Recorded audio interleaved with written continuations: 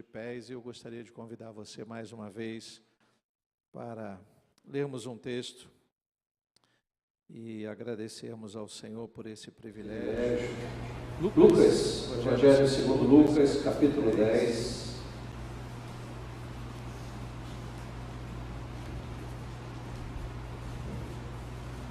Podemos ler os versos 1, 2 e 3. Depois vamos ler o verso 17. Lucas 10, versículo 1 diz assim: Depois disso, o Senhor escolheu outros 70 e os enviou de 2 em 2 para que fossem adiante dele a cada cidade e o lugar onde ele haveria de passar. E lhes disse: A seara é grande, mas os trabalhadores são poucos. Por isso peçam ao Senhor da seara que mande trabalhadores para a sua seara. Vão, eis que eu os envio como cordeiros para o meio de lobos. Versículo 17. Então os 70 voltaram cheios de alegria, dizendo: Senhor, em seu nome os próprios demônios se submetem a nós. Jesus lhes disse: Eu vi a Satanás caindo do céu como um relâmpago. Eis que eu dei a vocês autoridade para pisarem cobras e escorpiões e sobre todo o poder do inimigo, e nada absolutamente lhes causará dano. No entanto, alegrem-se, não porque os espíritos se submetem a vocês, e sim porque o nome de cada um de vocês está registrado no céu. Oremos, Senhor. Pai, te louvamos e te agradecemos por esse momento especial.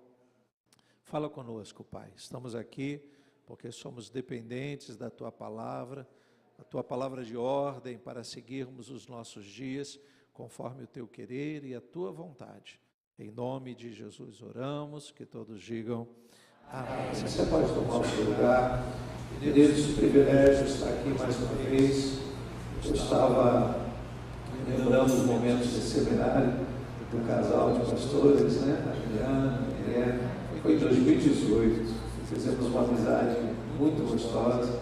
A gente está um pouquinho longe assim de distância, né, geograficamente, mas a gente de vez em quando se fala, isso é muito importante. Ele rasgou aqui uma seda terrível, né? Falou de toda vez que um pregador é muito elogiado, aumenta a responsabilidade dele, ele pregar bem ou fazer algo que agrade a todos. Mas esqueçam disso. Eu me coloco hoje como um irmão em Cristo, feliz por conhecer alguns amigos, né? Por sair um pouco de Anchieta. Estou lá em Anchieta desde a inauguração com minha esposa e meus filhos. Já vamos completando 19 anos pastoreando. Fui enviado para aquele lugar para pastorear a igreja que não existia. Então a igreja que eu comecei a pastorear era minha esposa e meus 2 filhos.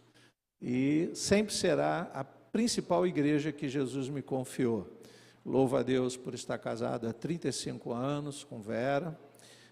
Temos 2 filhos, 4 netos, né? Eu sou garotão assim, mas eu estou cheio de neto. E como músico, é uma missão, né? Na verdade, Deus me deu uma missão. Fui músico secular há muitos anos. Depois da conversão, eu me dediquei mais à palavra, ao estudo. E há cerca de 2, 3 anos atrás, aproximadamente, eu conversando com Deus sobre o talento que Ele me deu.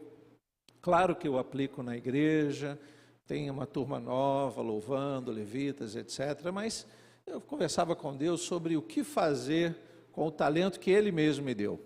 Ele disse: use para cumprir o ID. Então hoje eu trabalho num projeto evangelístico chamado Jubal, né? Muito fácil, Jubal de Gênesis, Jubal Troop, T-R-O-U-P-E, Troop, de tropa, né? De grupo. Então se você colocar lá no Instagram, Jubal Troop, você vai me ver bonezinho, de óculos, mas bem garotão, até porque nós tocamos rock e roqueiro careca não existe, né, irmãos? Então eu coloco um bonezinho. Ontem estivemos reinaugurando a Areninha Cultural Carlos Zéfiro com o 2º álbum da nossa banda, E essa banda foi montada só com servos de Deus, especificamente para tocar em lugares que a igreja não entra. Teatro, bares, lonas, todo lugar. Nos apresentamos por 2 vezes no Teatro Municipal de Niterói, num Festival de Rock Progressivo Internacional. Acredito que no próximo ano estaremos lá. E a gente entra em qualquer lugar, né? Se tiver lá um barzinho de rock, de um monte de gente assim, precisando encontrar Jesus, o Jubal Trupe vai estar lá. Eu sou contrabaixista, compositor das canções. Então, se você quiser nos ajudar, primeiro ore, que é um trabalho bem árduo. Nem todo mundo entende, né? A igreja que eu congrego é ciente do que eu faço, para que ninguém me veja tocando no barzinho e diga: "Ih, o pastor está desviado".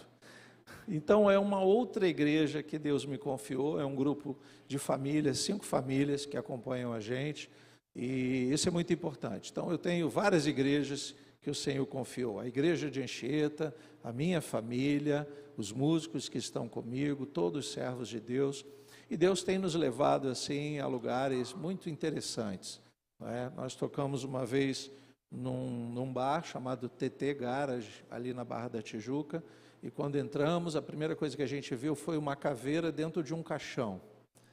Falei, aqui é o lugar de falarmos de Jesus. Eu não me apresento como pastor, eu não abro a Bíblia, a ideia é testemunhar de Cristo, e esperar que Deus dê a direção. E aí estávamos lá tocando, e um dos nossos diáconos tirando foto, e ele não conseguiu me chamar de Jarbas ou de Lupe, que é o nome artístico. Ele: "Pastor", todo mundo olhou. Disse: "Bom, agora eu vou falar alguma coisa". E conversando com alguns amigos, eu sim me apresento e falo de Jesus abertamente. Então a gente espera a estratégia de Deus, tá bom? Mas fazemos também workshop. E aí a gente traria, se Deus assim permitir, a banda aqui um dia para fazer um workshop. Não é o trabalho que a gente faz lá fora. Queridos, eu quero entrar na palavra. Eu estou muito feliz por estar lançando mais um livro, Um Retorno a Jerusalém. Essa é a 12ª publicação. Não me lembro quando estive aqui qual dos livros eu trouxe, mas trouxe livros que falam sobre o suicídio numa perspectiva bíblica, um livro que fala sobre tatuagens e piercings. Enfim, eu gosto de escrever sobre todos os assuntos que nos rodeiam em conformidade com a palavra de Deus. Dessa vez eu quero explorar um pouquinho esse tema de Jerusalém. Nós sabemos que nesse texto que nós lemos, nós podemos fazer uma brevíssima reflexão enquanto igreja, não enquanto esta igreja no sentido coletivo, mas enquanto nós estamos cumprindo a missão do modo em que Jesus direcionou. Qual é o nosso papel na missão de ganharmos almas para o Senhor? Aqui nesse texto, de uma explanação bem breve, nós temos aqui 70 pessoas aproximadamente que foram enviadas ao campo missionário. E elas, a princípio, cumpriram, né? Usaram a autoridade que Jesus lhes confiou. E eu acredito que Jesus teria ficado muito feliz, né? Quando eles voltaram cheios de alegria. Afinal, eles foram ao campo missionário falar do Evangelho, anunciar Jesus, anunciar as boas novas de grande alegria. A questão é que, por um breve momento, a gente pode enxergar aqui um certo desvio de finalidade. Não que eles não cumprissem a missão, mas num determinado momento Jesus cessa aquela alegria. É como se Jesus estivesse jogando um balde de água fria na alegria. Pense em você receber uma missão de Jesus e ir para cumprir e receber o elogio do Mestre. Jesus diz: "Isso, eu dei autoridade para vocês, sim. Os demônios têm que se submeter, vocês têm autoridade para pisar em escorpiões, serpentes", há todo um contexto de autoridade aqui, mas eles tocam no assunto e Jesus precisa corrigi-los. A coisa mais maravilhosa, queridos, você que ouve os vossos pastores, os vossos líderes, vocês precisam aprender que toda correção diante de Deus é para o bem, é para o seu bem. E é maravilhoso quando nós estamos escapando de alguma forma e as nossas autoridades vêm e fazem um corretivo em amor. O que Jesus vai fazer com eles aqui não é reprovar a missão. Afinal de contas, Ele comissionou, Ele capacitou e ele está recebendo de volta o relatório. Só que dentro desse relatório, o que Jesus percebe é que talvez eles não tivessem entendido como cumprir a missão e como receber o elogio de Deus. O elogio de Jesus não seria apenas por cumprirem a missão alegremente. O elogio de Jesus não se dá porque nós conseguimos expulsar os demônios. Por isso Jesus chama a atenção da questão da salvação. Ele faz um comentário interessante, ele diz: vocês estão alegres porque os demônios batem em retirada? Parabéns, mas a alegria de vocês não deveria estar pautado nessa questão, porque eu vi Satanás, ó. Então ele começa a colocar para eles uma responsabilidade que é nossa, queridos. 2000 anos de evangelho, um pouquinho mais, sendo pregados, e a gente começa a pensar nesses últimos dias, se não há um desvio de finalidade da igreja de uma forma em geral, no mundo, no Brasil.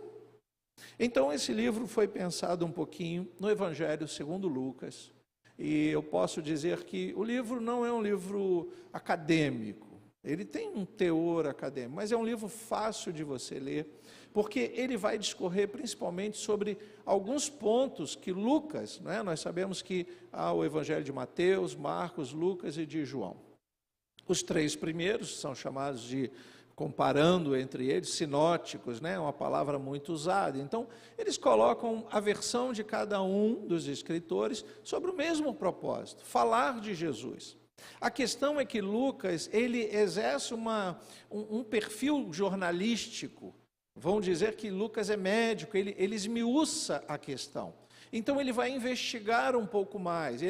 Provável que ele tenha usado Marcos para começar a sua pesquisa. E ele faz essa pesquisa primeiramente para satisfazer a vontade dele de descobrir mais.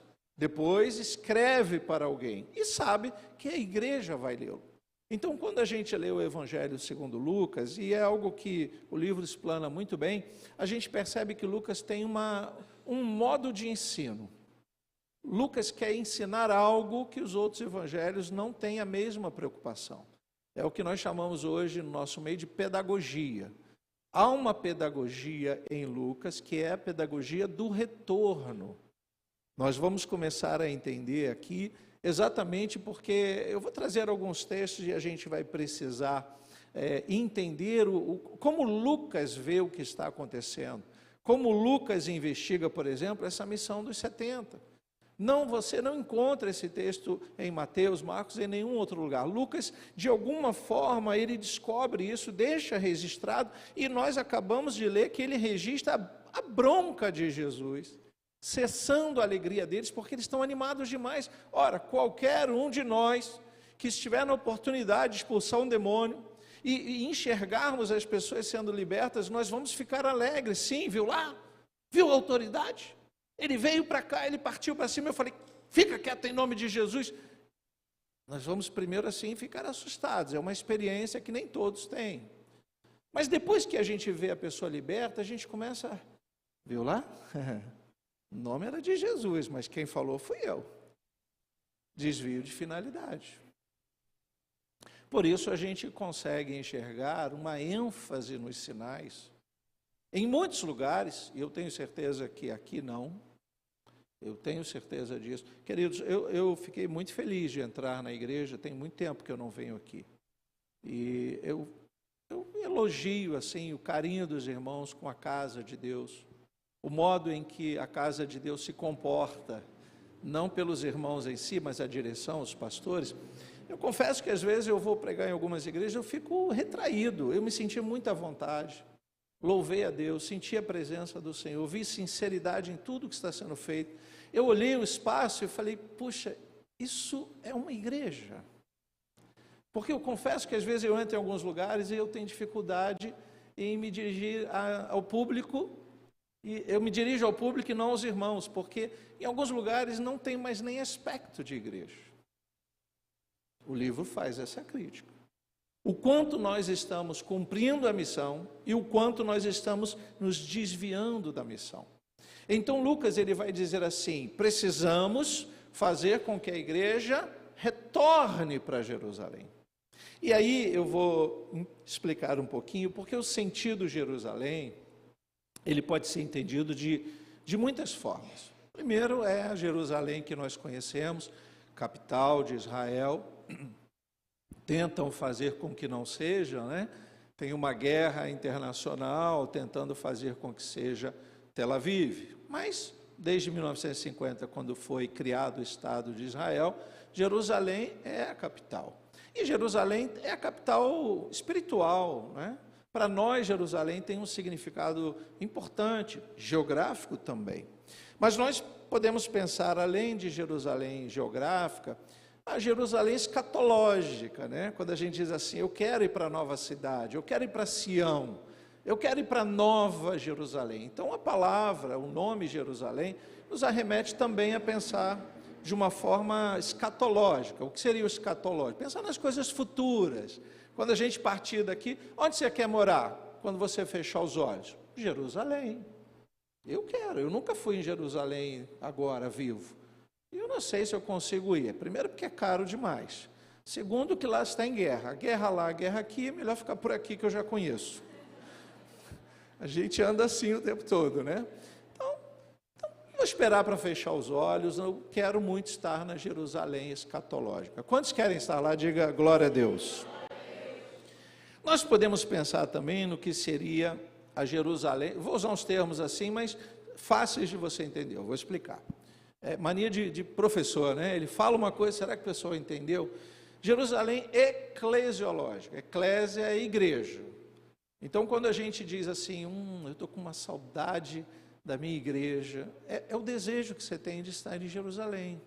Esse lugar se torna para nós o nosso lugar de refúgio. Quando a gente diz Deus é o nosso refúgio e fortaleza, Salmo 46, a gente está, nesse momento, apontando para o lugar que a gente se refugia. Quando estamos tristes, abatidos, cheios de questões para resolver, nós temos que nos lembrar de Jerusalém, é a igreja que congregamos. Fala para o seu irmão, aqui é nossa Jerusalém. Então você está começando a entender muito sobre esse nome. Mas existe uma Jerusalém que todos nós conhecemos, por isso estamos aqui, que é a Jerusalém teológica. E quem é essa Jerusalém? Lucas vai dizer que essa Jerusalém é Jesus. Nós vamos ler alguns textos e vamos começar a entender o perigo que nós corremos quando nós desviamos a finalidade da igreja. A missão de ganhar almas, a missão, isso é maravilhoso, mas Jesus já chamou a nossa atenção sobre a alegria que devemos ter em ver pessoas salvas e nossa própria salvação. De tal maneira que o apóstolo Paulo diz, de que adianta eu pregar a muitos e eu mesmo ser reprovado. Fala para o seu irmão, eu quero ver você lá na Jerusalém celestial. Você está dizendo para ele, não seja reprovado. E me ajude a não ser reprovado. Por isso estamos na igreja. A igreja é um lugar que caminhamos juntos, ajudando um ao outro. Na hora que estamos meio que abatidos, conversamos com o irmão, um irmão espiritual, um líder, o pastor, para nos ajudar, porque é difícil, irmãos. A caminhada nos permite muitos desvios de finalidade. Nós podemos errar, a igreja pode errar, muitos podem errar, mas nós não podemos perder a finalidade. Vamos ler um outro texto em Marcos, Evangelho segundo Marcos, capítulo 16. Você conhece bem, Marcos 16, versículo 14. Quando você procura, eu vou abrir um copo de água maravilhoso.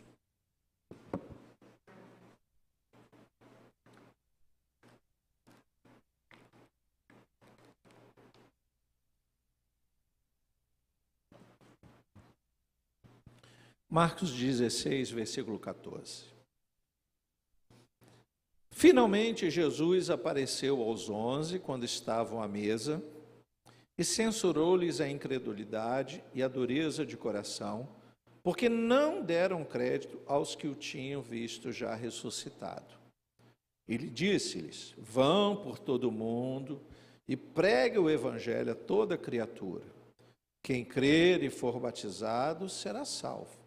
Quem, porém, não crer, será condenado. Estes sinais acompanharão aqueles que creem, E aí, 2 pontos. Em meu nome expulsarão demônios, falarão novas línguas, pegarão em serpentes, e se beberem alguma coisa mortífera, não lhes fará mal. Se impuserem as mãos sobre os enfermos, eles ficarão curados. Deixa eu ver aqui se tem mais um texto.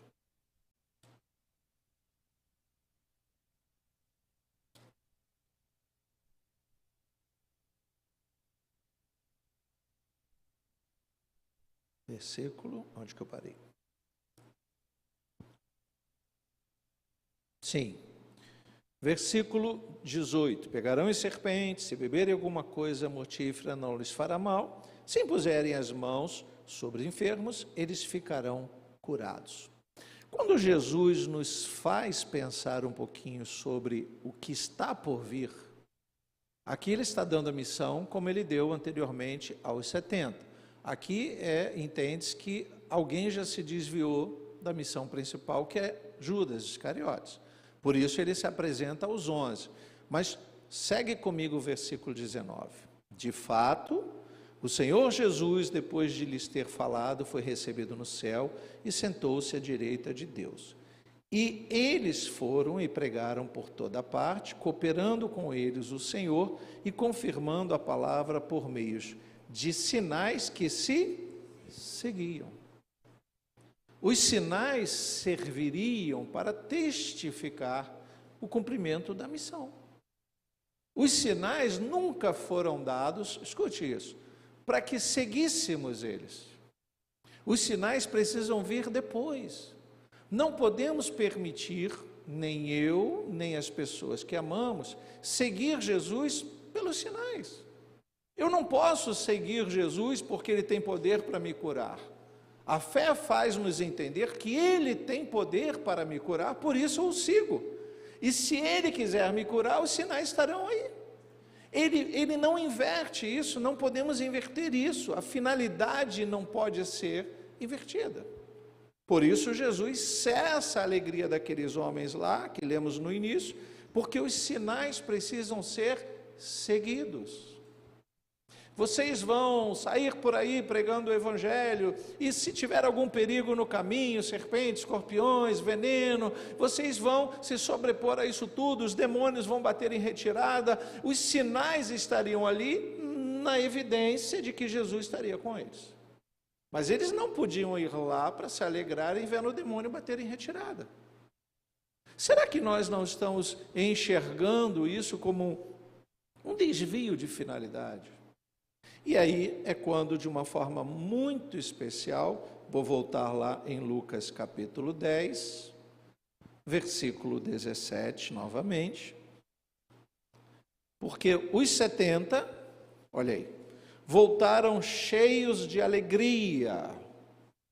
Essa alegria aqui não significa uma satisfação em cumprir a missão. É quase que um exercício de autoridade que não é minha. Se não fosse o Senhor ter deliberado essa autoridade, eu não seria ninguém. Os demônios viriam e eu correria dos demônios.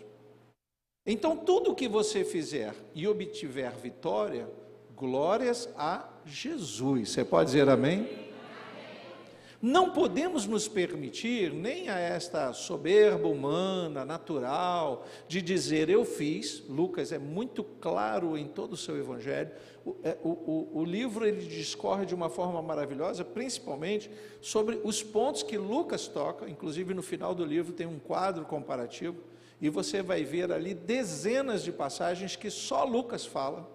Você não vai achar em outro evangelho. Lucas é muito preciso nisso, porque Lucas quer nos ensinar algo, que nós precisamos voltar a Jerusalém. E nesse momento, eu quero seguir mais um pouquinho, lendo Lucas 22. Olha que coisa maravilhosa. Você lembra da Jerusalém teológica? Está aqui, Lucas 22, versículo 31.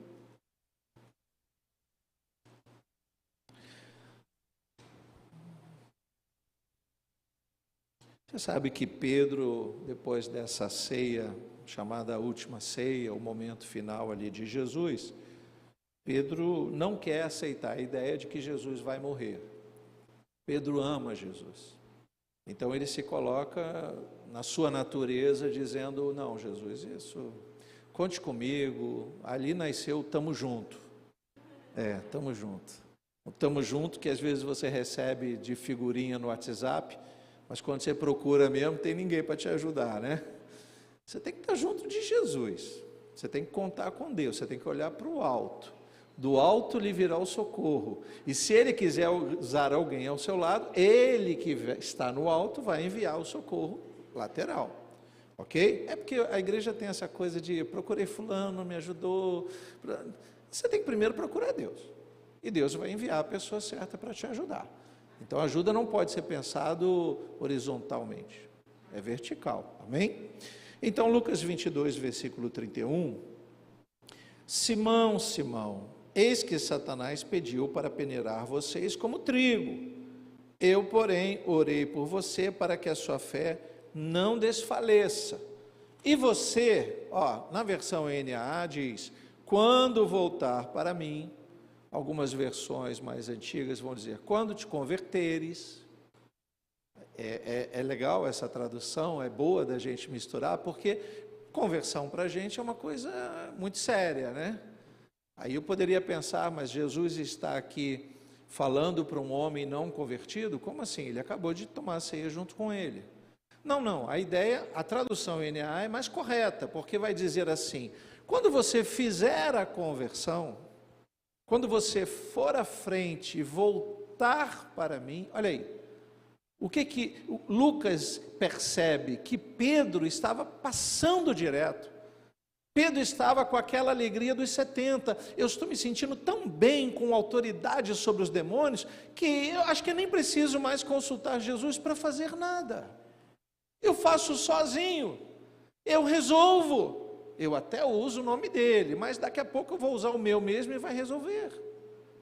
Se nós pensarmos assim, se nós cedermos à tentação secular, de pensarmos que somos independentes de Jesus, nós estamos nos desviando da finalidade. E nesse momento, o que Lucas vai dizer? Você precisa, Pedro, Jesus dizendo, você precisa se voltar para mim. Voltar para onde? Para Jerusalém teológica. Uma igreja que vive na dependência de Jesus é uma igreja que cresce espiritualmente, e o sinal que Deus dá depois é o crescimento de número. Antes que a gente pense em crescer em número, nós precisamos crescer espiritualmente. Louvado seja o nome do Senhor. Antes que a gente pense em ter um resultado para mostrar para o mundo que a igreja é próspera, eu tenho que me encher de Jesus, porque nele está a prosperidade. Não podemos nos desviar nesse pensamento, jamais. Porque tudo o que está acontecendo aqui, aquela questão de Oséias ter dito lá no passado, o povo perece porque falta o conhecimento, veja como é que combina quando Paulo diz assim, a letra mata. Queridos, eu estou falando não para anular a letra, eu amo a letra, mas eu sou dependente do Espírito. Eu preciso do Espírito para que essa letra esteja em mim, marcada em mim. Eu preciso receber a marca de Jesus. A letra me faz entender isso, razão, mas a fé que eu tenho em Deus faz com que o Espírito Santo me encha de sabedoria para aplicar a palavra de Deus. Do contrário, eu conheço a Bíblia, mas eu não sei como aplicá-la. Eu uso o nome de Jesus, os demônios correm, mas eu me alegro porque eu fiz, e não porque Jesus me deu essa autoridade. Está tudo explicado por Lucas de uma maneira maravilhosa. E essa ideia de retorno, que eu gosto muito de pensar, é uma ideia que faz a gente entender para onde estamos indo. Eu fico imaginando Pedro querendo ser quem ele é. Pedro, um homem audacioso, e várias passagens mostram Pedro indo além dos demais. Pedro é desbravador, Pedro é corajoso, Pedro tem os seus momentos de fraqueza, mas Pedro se mostra como um grande líder. Só que quando ele se encontra com Jesus no final daquela ceia, Jesus diz, você está indo aonde? Volta para mim, Pedro. E quando você entender o que é voltar para mim, você vai poder ajudar os seus irmãos, você vai poder cumprir a missão, porque nós somos totalmente dependentes de Jesus, louvado seja Deus. Então, Lucas ele vai discorrer muitas passagens e nos ajudar um pouco enquanto igreja, de não nos permitirmos a apenas olhar a vergonha exposta, né? Você percebeu que a gente está vivendo um tempo em que a gente olha a vergonha exposta e diz assim, puxa, como é que esta igreja pode fazer isso? Ainda bem que a minha não faz. A gente fica feliz por isso. Mas o quanto nós poderíamos ajudar aqueles que ainda estão seguindo os sinais? Quantas pessoas você conhece que talvez tenha buscado Jesus para receber uma cura, uma porta de emprego, e não simplesmente para reconhecer o quanto é pecador, o quanto precisa se arrepender, o quanto precisa depender de Jesus para todas as coisas. Queridos, eu penso que nesses últimos dias isso deveria ser trazido mais à tona. Nós não estamos na igreja porque amamos a igreja ou vemos, nós estamos na igreja porque nós dependemos de Jesus. E Jesus se manifesta onde estão 2 ou 3 reunidos em nome dele, louvado seja o Senhor. O crente maduro, ele não escolhe o culto mais cheio ou mais avivado. O crente que tem um encontro com Jesus e não está se distanciando dessa Jerusalém, ele sabe que ele depende da igreja. Queridos, eu dependo da igreja. A minha dependência tem a ver com a minha conversão. A minha dependência tem a ver com a minha salvação. E é isso que Lucas quer dizer, não podemos nos distanciar de Jerusalém de forma alguma. Senão nós vamos acabar querendo mais os sinais do que o resultado, o cumprimento da missão. Vamos ler um outro texto, gosto muito desse texto, que está em Lucas 24, mais um texto exclusivo de Lucas.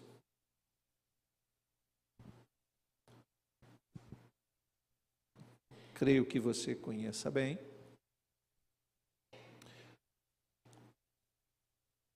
Versículo 13 em diante, Lucas 24, versículo 13. Veja que eu estou, com exceção do texto de Marcos, a gente está lendo bastante Lucas. Lucas, ele ele discorre sobre esse assunto. Marcos também tem uma citação bem breve.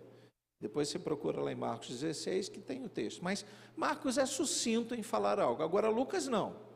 Lucas quer dar detalhes. Eu gosto desse caráter de Lucas e de investigar. Versículo 13, ele diz assim: naquele mesmo dia, 2 discípulos estavam indo para uma aldeia chamada Emaús, que ficava a uns 10 quilômetros de onde? De Jerusalém. Então você conhece essa história, mas a gente pode esmiuçar um pouquinho. São 2 discípulos, e aí nós podemos separar esta palavra discípulos ou discípulos adjacentes. O que são os discípulos adjacentes? Adjacente é tudo que está ao derredor, mais longe um pouco. Então, antes que eu seja discípulo de alguém, a gente tem essa coisa de se identificar com o irmão, com o líder, com o pastor, claro, nós precisamos dessa identificação. Mas antes de eu ser discípulo de alguém que também é discípulo de Jesus, eu preciso pensar que quando eu não estou com o meu irmão, quando eu não estou com o meu pastor, eu tenho que ser discípulo do mestre. Aí entra a questão do testemunho. Quando nós somos discípulos adjacentes, nós somos muito bem vistos quando estamos na igreja, quando estamos na casa de um outro crente, quando alguém está do nosso lado e a gente tem medo de ser vigiado, quando a gente vai postar algo e diz, fulano está me seguindo, não posso postar isso aqui, senão vão me entregar na igreja. Esse é um discípulo adjacente. O discípulo de verdade, ele não está preocupado com o que vão dizer dele, porque ele vai primeiramente pensar naquilo que agrada a Jesus. Ele agrada o mestre dele local, o orientador dele, o líder espiritual local. Claro que ele agrada, porque ele está agradando Jesus. E isso não tem contraponto. Esses discípulos que estão aqui indo para Emaús, Lucas vai nos dar a ideia de que eles não eram discípulos imediatos. Ou seja, nós temos os 12, né? Depois se transformou nos 11, mas tinham aqueles que acompanhavam os 11 já estavam fazendo discípulos, e o episódio aqui é da morte de Jesus. Então esses discípulos que estão retornando para suas vidas, decepcionados, eram, na minha visão, e na visão de Lucas, discípulos adjacentes. Vamos entender isso. Versículo 14. E iam conversando a respeito de tudo o que tinha acontecido. Vê que o assunto para eles é a igreja. Mas de que forma? Aí eu vou trazer para o nosso dia a dia. Gente, aqui não, mas lá em Anchieta é terrível, né? Eles mandam toda hora vídeos, figurinhas para o pastor. Pastor, o senhor viu isso? Pastor, não, pastor, o senhor tem que ver isso. Aí eu, meu Deus, abro, digo, por que ele mostrou isso? Eu não queria ver isso. Uma crítica a algo estranho que está acontecendo lá fora, né? Eu digo, tá bom, irmão, mas o que você quer que eu faça? O que eu posso ajudar? Eu prego para a igreja local, na oportunidade que eu tenho de pregar para alguns outros irmãos, mas para essa igreja eu não vou pregar, porque eles deveriam ouvir o mestre. Também é uma igreja cristã. Mas por quê? Desvio de finalidade. De alguma forma, os sinais estão sendo buscados antes que o mestre seja encontrado. As pessoas estão querendo receber de Jesus o que ele pode dar e não o Jesus que é. Lembra do eu sou? Ele é, irmãos. Tudo o que você precisa está nele, na pessoa dele. É muito mais do que buscarmos numa comunhão de irmãos, porque essa comunhão vai acabar daqui a alguns minutos. E lá fora, buscamos a quem? A ele. Amanhã, acordamos conversando com ele. Durante a semana, entregamos tudo nas mãos dele. E quando voltamos à casa de Deus para rever os irmãos, nós estamos cheios de Jesus, que nós podemos ajudar os que ele enviará enfraquecidos. Essa é a finalidade da igreja. Vou continuar lendo aqui, então. Eles conversavam sobre o acontecimento. Versículo 15. Enquanto conversavam e discutiam, o próprio Jesus se aproximou e ia com eles. Pura misericórdia, tá? Pura misericórdia, você vai entender isso. Versículo 16. Porém, os olhos deles estavam no Instagram, ou quer dizer, estavam como que impedidos de o reconhecer. Aqui eu gosto muito de usar o exemplo do colecionador de cédulas, de artigos raros, joias preciosas. Ele precisa olhar sempre para o que é verdadeiro. Se você ficar olhando demais para as coisas falsas, você perde a noção do que é certo e verdadeiro. Não quero puxar a brasa para minha sardinha, mas eu congrego na igreja de Nova Vida. Aprendi com os meus líderes que a palavra é extremamente importante. E nós precisamos cultivar isso, porque há determinados lugares, e eu já fui chamado a pregar num lugar maravilhoso, de muita festa, e quando me deram 15 minutos para pregar, eu não sabia o que fazer. Eu não vou ser antiético, eu vou pregar em 15 minutos. Mas nós tivemos quase 2 horas de culto e 15 minutos para a palavra, então a palavra não é tão importante. Tem lugares que eu me sinto constrangido, não consigo nem desenvolver a minha ideia, porque as pessoas estão com pressa, né? Que horas acaba o Fantástico? O jogo já acabou do Flamengo? As pessoas estão assim, irmãos. E olha que eu sou flamenguista, viu? Nem sei qual foi o resultado, nem me conte, porque posso me surpreender. Tem algum vascaíno aí querendo contar o resultado? Então, veja que esses discípulos de Emaús, eles têm muito a nos ensinar. Nós não podemos, nesse aspecto, nos distanciar como eles estavam se distanciando. Não podemos. Vou continuar fazendo a leitura. Versículo 16 ainda. Porém, os olhos deles estavam como que impedidos de o reconhecer. Isso é o que acabamos de dizer. Se eu não estou em contato com Jesus frequentemente, O pregador, o pastor, o irmão, a irmã que estão aqui pregando, oraram, jejuaram, subiram um monte, tomaram banho de óleo, fizeram tudo que podiam fazer para trazer uma palavra que nos aproximasse de Jesus, e nós não conseguimos absorver. Por quê? Porque eu não consigo reconhecer Jesus mais. Eu estou olhando para muita coisa falsa, ao invés de olhar para o verdadeiro, a igreja que eu congrego, a palavra que é pregada. E eu confio, porque, irmãos, deixa eu dizer uma coisa, nós podemos aprender muito com isso. Sabe quando a gente entrega dízimos e ofertas? Uma vez alguém me perguntou: pastor, como é que funciona? Alguém preocupado, eu não sei se era alguém muito rico, nem imagino que seja, mas ele tinha uma preocupação sobre o que a igreja fazia com o dinheiro. Eu disse: olha, é uma preocupação muito importante, mas há um corpo, a igreja tem diáconos, pastores, e o irmão quem é? É irmão, é membro da igreja? Não, pastor, não era nem membro. Então eu disse assim: meu querido, você confia na mensagem que é pregada? Ele disse: sim. Então você está sendo mesquinho, usura. Porque se você confia a uma igreja a sua vida espiritual, a direção da sua alma, por que não confiar o seu dinheiro? A menos que você tenha dúvida da salvação. Eu disse para ele assim: se torne um membro, seja dizimista fiel, e tudo que você precisar saber, você vai saber. Hoje ele é membro, e ele nunca mais precisou perguntar nada. Porque ele precisava de verdade lembrar que antes que ele se preocupasse com o seu dinheiro, com os seus talentos, ele precisava saber se ele estava num lugar que conduziria ele a Cristo. Ele perdeu a noção, muitas pessoas perdem essa noção. Por isso a gente vê tantos escândalos acontecendo. Isso me preocupa um pouco, irmãos. Porque eu não quero me alegrar quando um demônio vier e eu usar o nome de Jesus. Eu quero cumprir uma missão, me sentir realizado por ser servo de Cristo. Essa alegria virá dele quando ele reconhecer e disser: servo bom e fiel, foste fiel no pouco, sobre o muito te colocarei. Aí sim eu vou me alegrar bastante, irmãos. Vou continuar lendo. Versículo 17. Então ele lhes perguntou: o que é que vocês estão discutindo pelo caminho? Eles pararam, como? Entristecidos.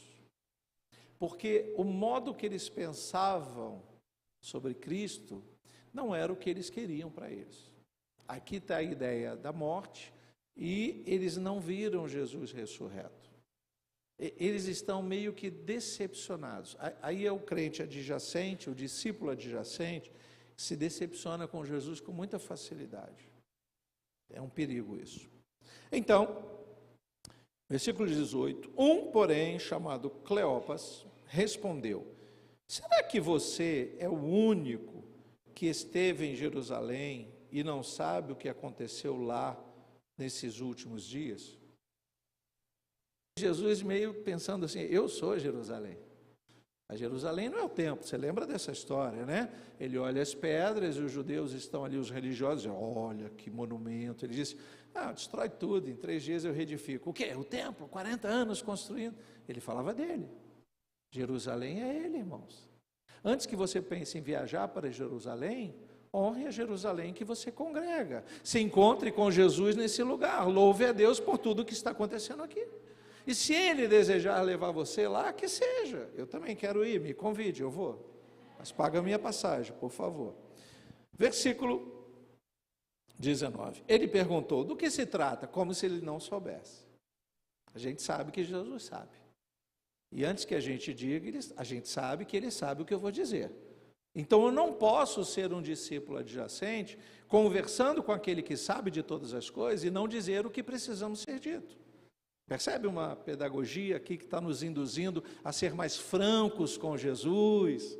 Ao invés de pedir a Ele: Senhor, me dá tal coisa, deveríamos agradecer: me ajuda a administrar as coisas que o Senhor já tem me dado. É mais ou menos assim, irmãos. Não é? Quando a gente está precisando resolver uma questão financeira: ai, Jesus, me dá. Ele tem poder para dar. Ele é o dono do ouro e da prata, diga amém. Ele não tem dificuldade nenhuma nisso.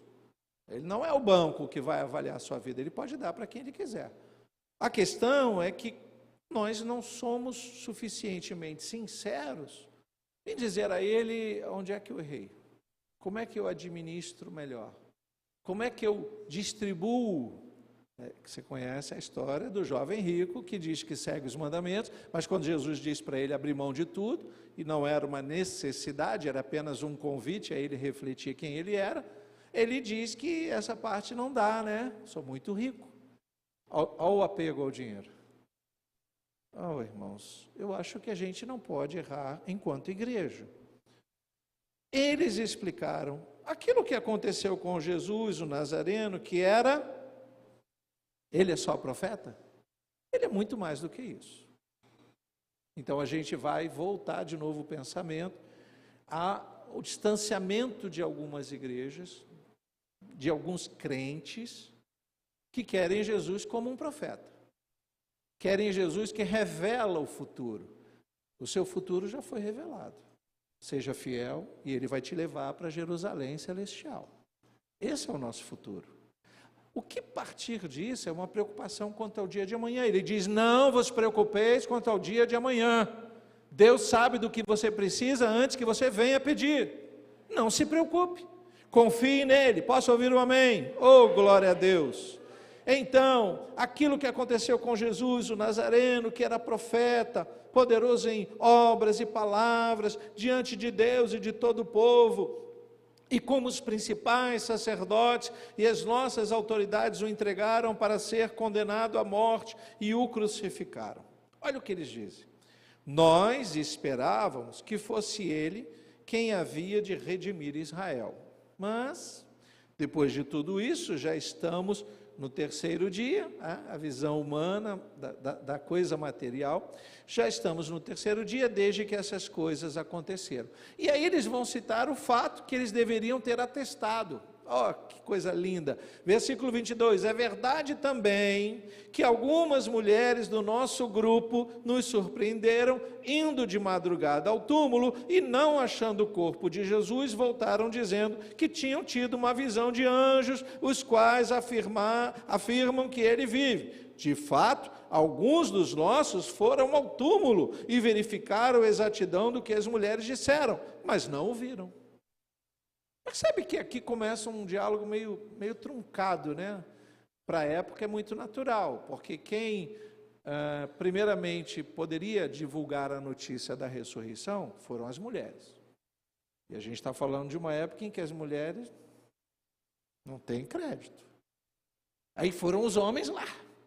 Não, as mulheres estão ocupadinhas demais. Vamos lá, gente, que a gente resolve tudo. Vê uma sociedade que perde um pouco o contexto, o desrespeito ao outro, uma coisa tão estranha acontecendo. E Lucas está tentando dizer que, independente de serem mulheres ou serem os homens, ele não estava lá. E a evidência daquilo que ele já havia dito, não, vocês vão me procurar e não vão me achar, porque eu serei achado por vós quando vocês me buscarem de todo o vosso coração, louvado seja Deus. O que faltava a esses discípulos? Buscar Jesus, acreditando na ressurreição e não apenas testificando com os próprios olhos. Então, eles confessam que as mulheres tinham ido, os homens foram lá confirmar, mas eles não viram. Versículo 25. Então, ele lhes disse, como vocês são insensatos e demoram para crer em tudo o que os profetas disseram. Ele arremete aqueles homens às Escrituras, o cumprimento das Escrituras nele. Escute, irmãos, o Antigo Testamento, lido aos olhos, à luz do Novo Testamento, nos confirma muitas coisas. Se você tem dúvidas sobre o efeito de Jesus ao mundo, não consulte a rede social, que você não vai achar nada de positivo. Leia o Antigo Testamento. Procure encontrar as profecias, porque o que eu encontro, irmãos, é muito grande o número de pessoas descrentes dos sinais, dos moveres, do próprio Senhor Jesus, duvidam demais, às vezes conhecem tudo de filosofia, mas não conseguem nada da teologia. Gostam de tudo, conhecem de tudo que está no mundo, sabem de muitas ciências, mas quando fala de algo simples, você crê em Jesus, você crê que Ele pode salvar você e sua casa, eles não conseguem crer. Como podem pessoas tão sábias não entenderem? Porque só estão usando a razão. E aceitar a Jesus, irmãos, a expressão que usamos, aceitar a Jesus, é algo que tem mais a ver com fé. Não tem razão o que a gente está fazendo aqui. Nem precisa ter. Ele nos mostrou o caminho é Ele mesmo. Não há outro caminho. Não há. Vou continuar lendo. Esse texto é maravilhoso. Esse é um dos textos, né? Porque tem inúmeros lá. Versículo 26. Não é verdade que o Cristo tinha de sofrer e entrar na sua glória? Aí o que Jesus faz? Dá uma escola bíblica dominical para eles. Jesus vai explicar o básico das Escrituras. Jesus começa por onde? Moisés. Eles amam Moisés, eles têm aquela coisa, a lei. Então Jesus começa a explicar.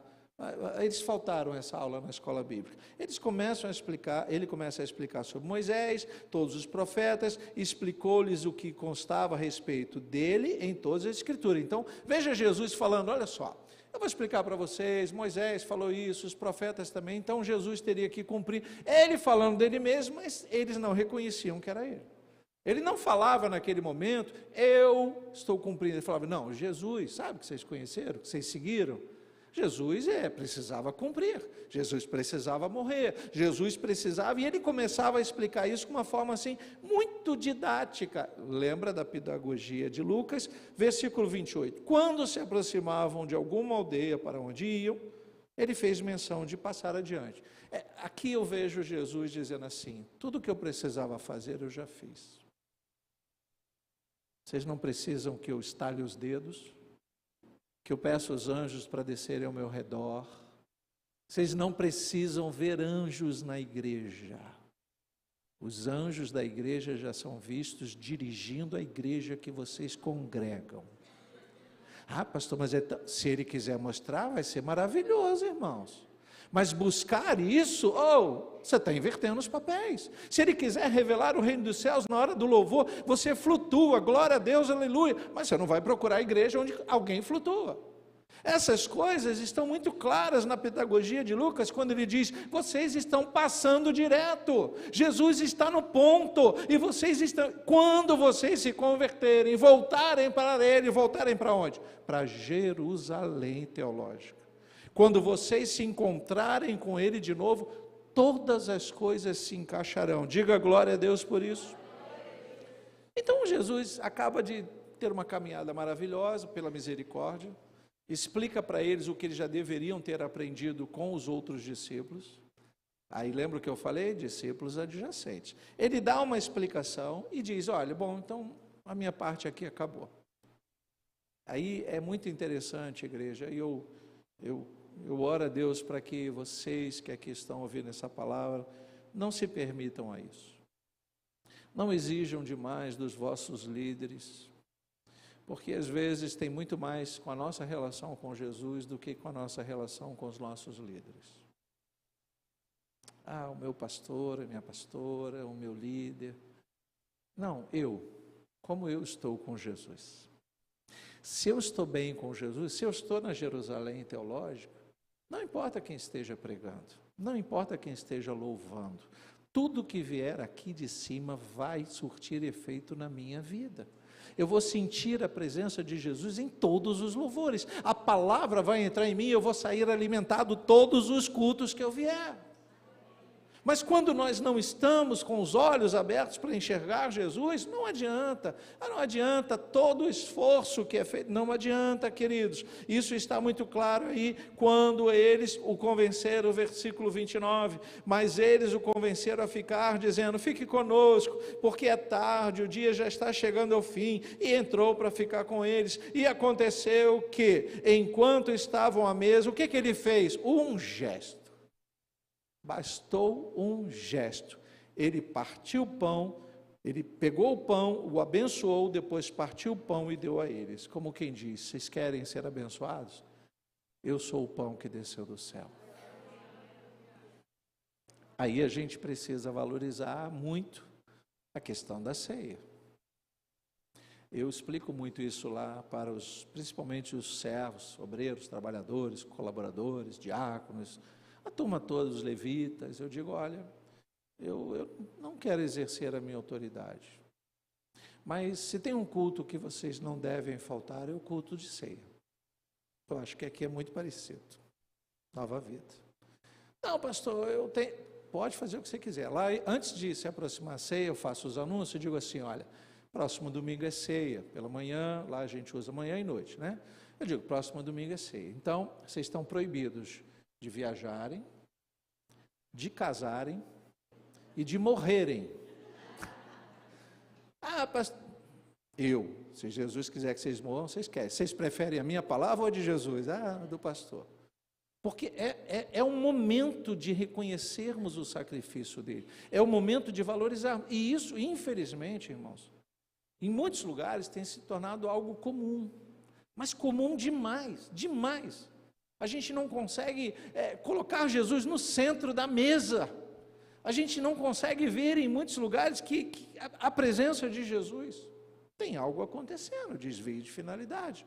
Então o livro vai caminhando por isso aí, e eu gosto muito quando o versículo 31 diz que então os olhos deles se abriram e eles reconheceram Jesus, mas ele desapareceu da presença deles. O que ele tinha que fazer, ele já fez. Então eu vou dizer para você, o que Jesus tinha que fazer por você, ele já fez. Ele morreu por você. Ele morreu para que você tivesse vida e vida abundante. E essa abundância está nele, não está nas coisas desse tempo, não estão nas coisas materiais que nós buscamos. Isso é uma consequência de uma caminhada com Jesus. Louvado seja Deus! Ele é o que realmente precisamos. Olha o versículo 32, e disseram um ao outro, não é verdade que o coração nos ardia no peito, quando ele nos falava pelo caminho, quando nos explicava as escrituras, e na mesma hora, levantando-se, voltaram para onde? Para Jerusalém, irmãos. Vamos procurar Jesus, onde? Na igreja. Você pode dizer glória a Deus? Glória a Deus. Na igreja, na comunhão dos santos. Voltaram para Jerusalém, onde achavam reunidos 11, comunhão, e os outros com eles, os quais diziam, de fato, o Senhor ressuscitou e já apareceu a Simão. Então os dois contaram o que lhes tinha acontecido no caminho, e como tinham participado, reconhecido o Senhor no partir do pão.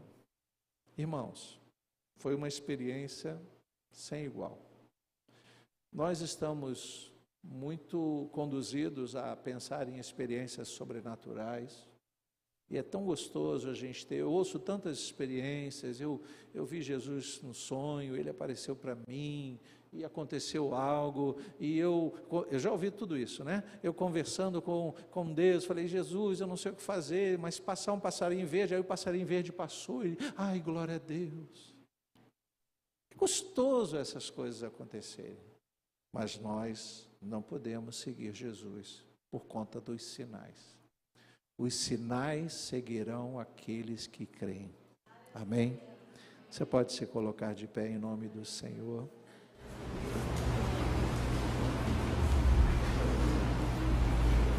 Nós não podemos, em muitas ocasiões, nos permitir a remover em nós os marcos da nossa fé. É por isso que o diabo trabalha tanto para que hajam desigrejados. É por isso que o diabo insiste tanto nas pessoas se vislumbrarem pelas coisas sobrenaturais. Talvez Deus queira te mostrar algo extremamente sobrenatural, mas talvez Ele queira mostrar só você. Então, quando você entrar nesta igreja, na sua igreja, você vai fechar os seus olhos e vai ter um encontro com Jesus em todos os cultos. Você não vai estar preocupado com mais nada do que esteja acontecendo.